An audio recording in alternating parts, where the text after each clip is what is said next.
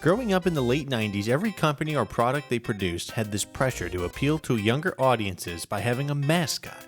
McDonald's had Ronald McDonald and his crew, Frosted Flakes had Tony the Tiger, and 7-Up had Spot, or Cool Spot as he was later referred to. Spot was the 7-Up mascot in the United States in commercials to promote the soft drink, but he first appeared in 1987.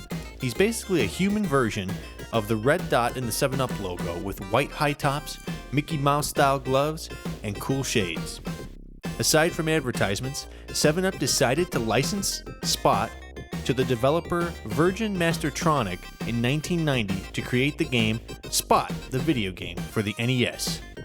They clearly noticed the rising popularity of video games at the time and knew this would be a cool way to get more people to drink 7-Up. Nowadays, the video games being a larger grossing industry than Hollywood, putting mascots in games has become commonplace, with companies like Burger King releasing Xbox games in their children's meals, or Pepsi Man back in the day on the PlayStation 1. So today, I'd like to shine a spotlight on a cool and unique game from the NES days, Spot, the video game.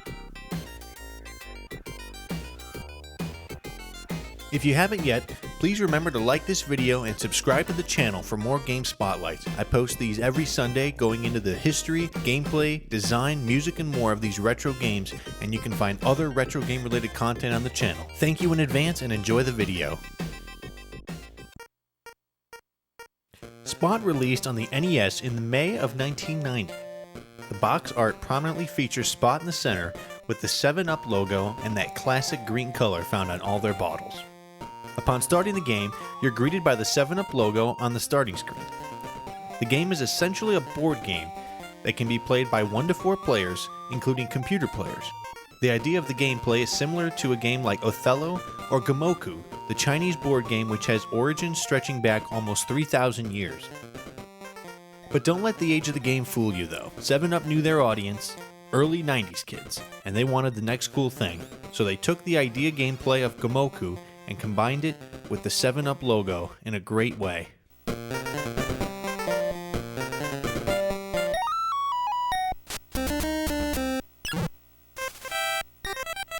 Some of the strategy involved with this game is in how you move your pieces around the board. Moving next to another color will allow you to change all adjacent spots to be your color. You have the ability to move 1 or 2 tiles in any direction, and you can move any one tile of yours on your turn. If you move 1 space, your tile will duplicate, meaning you'll then have 2 tiles. If you decide to move your spot 2 spaces though in any direction, you won't have that second tile made, and it'll allow you to move further, creating a risk and reward for moving the extra distance, as the ultimate goal is to create more tiles in your color. Gameplay takes place with alternating turns until every space on the board is filled.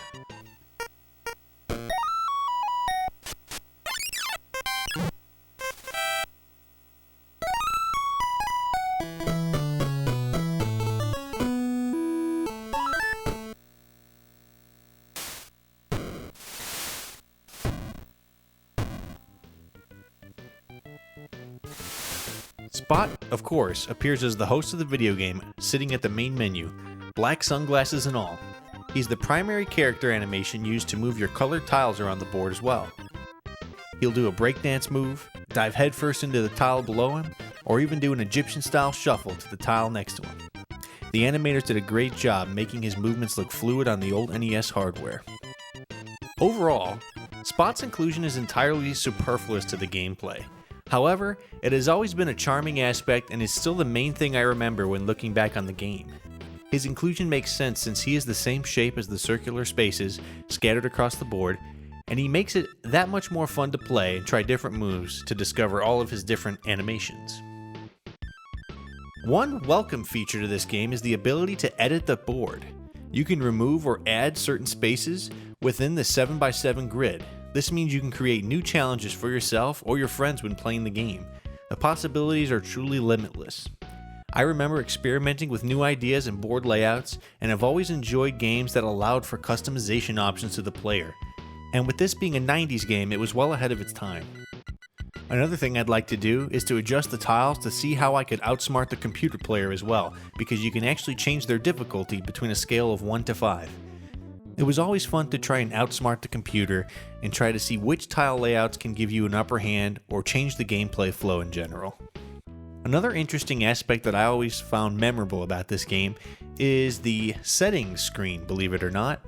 In the center you have a retro CRT television in which you can actually press the buttons on it. The left button will turn Spot on and off, which means you can play the game without his animations, making for a quicker experience, and the button on the right actually changes the channel on the television. Spot's doing random things such as playing in a rock band on something like the Ed Sullivan Show, or also playing football. It's truly another charming aspect of this game where 7-Up tried to really drive home their mascot and make it that much more fun.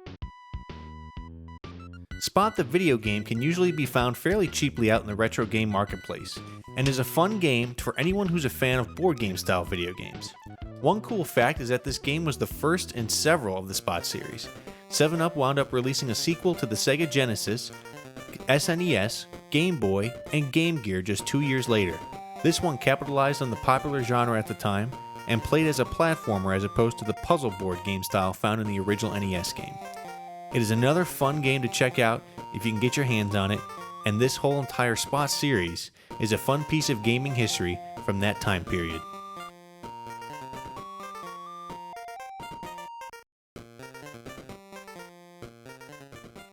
Thank you for watching the video. Who's your favorite company mascot featured in a video game? Have you ever played one of the Spot games? Let me know in the comments below. I have new videos coming each week, so please remember to like this one and subscribe to the channel so you don't miss out on any of this great retro game content. I'll see you in the next video. Thanks.